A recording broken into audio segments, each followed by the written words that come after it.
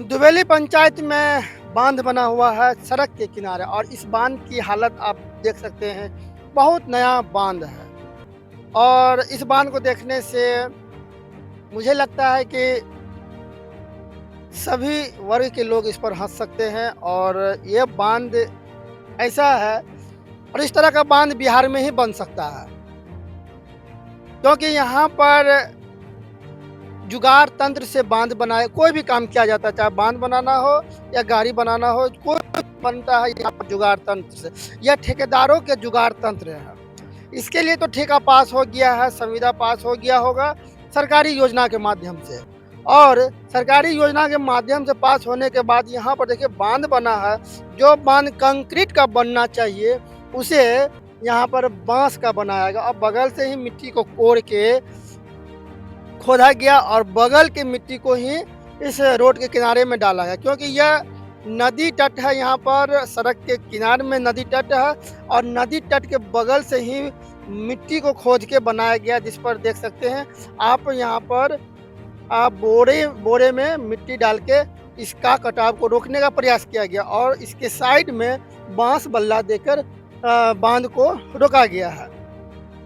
तो इससे क्या लगता है भाई साहब? इससे यही लगता है कि यह एक खाना पूर्ति का काम किया गया है, क्योंकि हर साल यह इलाका बाढ़ पीड़ित है और हर साल यहाँ पर बाढ़ आता है और हर साल इस रोड का कटाव होना जारी है।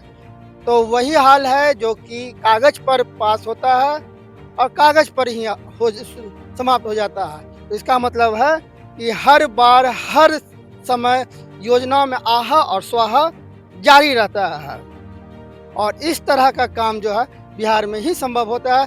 तो कहीं पर बांध टूट जाता है तो कहीं पर पुल टूट जाता है और यहाँ पर अनोखा बांध देखने के लिए मिल रहा है और यह अनोखा बांध हमारे बिहार में बना हुआ है और यह भी एक बांस के सहारे बनाया गया है। बांस के सहारे ईटा पत्थर देकर इसे खाना पूर्ति किया गया ताकि दिखा सके कागज पर भी यहाँ पर एक बांध बना हुआ है और नदी किनारे में इस तरह के बांध का कटाव हर साल होता है। तो मैं बिहार के कर्मचारी, बिहार के पदाधिकारी, बिहार सरकार से अनुग्रह करूंगा कि इस तरह के खाना पूर्ति वाली योजनाओं को रफा दफा किया जाए, समाप्त किया गया। जैसा कि अभी आपने देखा वहाँ पर एक बांस का बांध बना हुआ था रोड के इस पार में। रोड के दूसरी तरफ देख सकते हैं कि वहाँ पर देखिए किस तरह से बोल्डर बिछाकर बांध बनाया गया। तो वो बोल्डर बिछाने के बाद नदी का कटाव उस तरफ से नहीं होगा, लेकिन नदी का कटाव जो बांस देकर बांध बनाया गया है यहाँ पर बहुत जल्द हो सकता है। और उसी की तरफ एक दूसरे भाग में आप यहाँ पर एक अनोखा पुल देखेंगे, चचरी का पुल।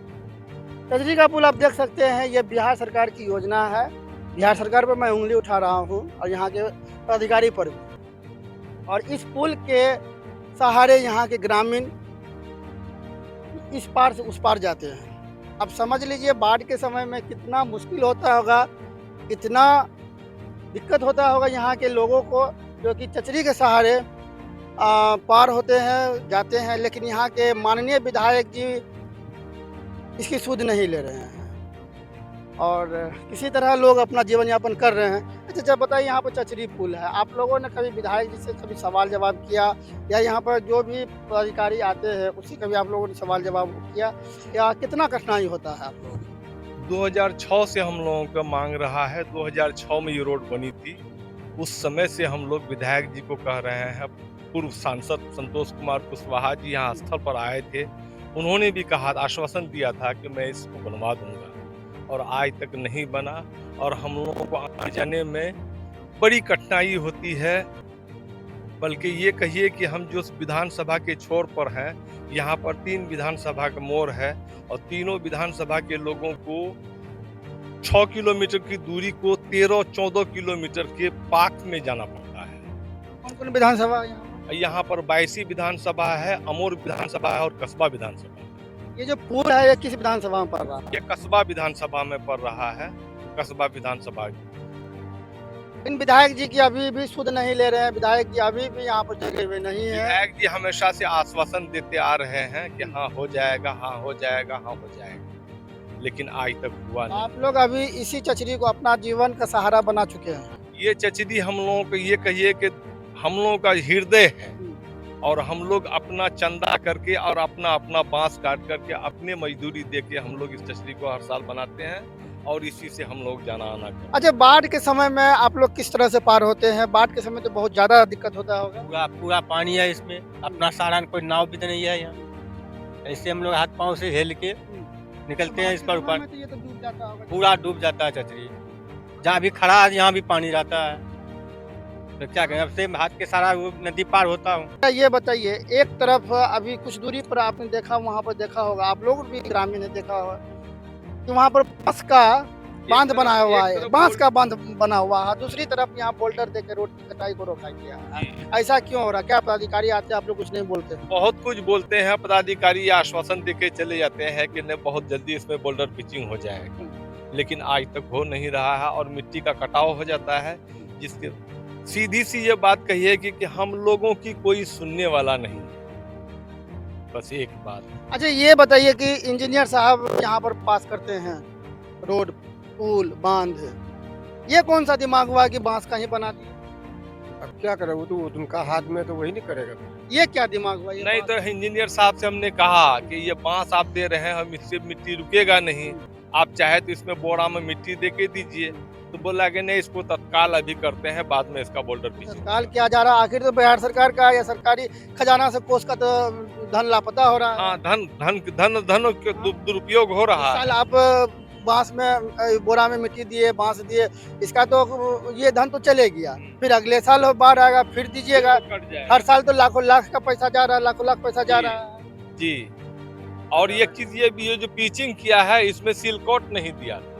ये पिचिंग किया था, हमने भी जेई साहब से कंप्लेन किया था, तो उन्होंने कहा था कि नहीं ऐसा कोई एस्टिमेट नहीं है, इसमें वो सफेद बालू देके पिचिंग करके सफेद बालू दे दिए। पिचिंग कैसे होता है? पिचिंग किए थे वो 20 बोला, सील कोट नहीं दिए इसमें। हाँ, बताइए, यहाँ के ग्रामीण है, ये बता रहे हैं। और बताइए, ये पदाधिकारी महोदय को सबसे ज्यादा दिमाग है कि यहाँ के ग्रामीण को, इन्होंने बताया कि यहाँ पर सिलिकॉट नहीं दिया गया है और उजला बालू पर ही डाल दिया गया है। अब ऐसे व्यक्तियों को क्या कहा जाए? ऐसे व्यक्ति को ही अगर पदस्थापित किया जाता है तो गांव का लगता है मुझे कि सर्वांगीण विकास होगा, लेकिन ऐसे ऐसे पदाधिकारी जो यूपीएससी बीपीएससी बहुत पढ़ के आते हैं, तो योजना के साथ वो लोग भ्रष्टाचारी शुरू कर देते हैं।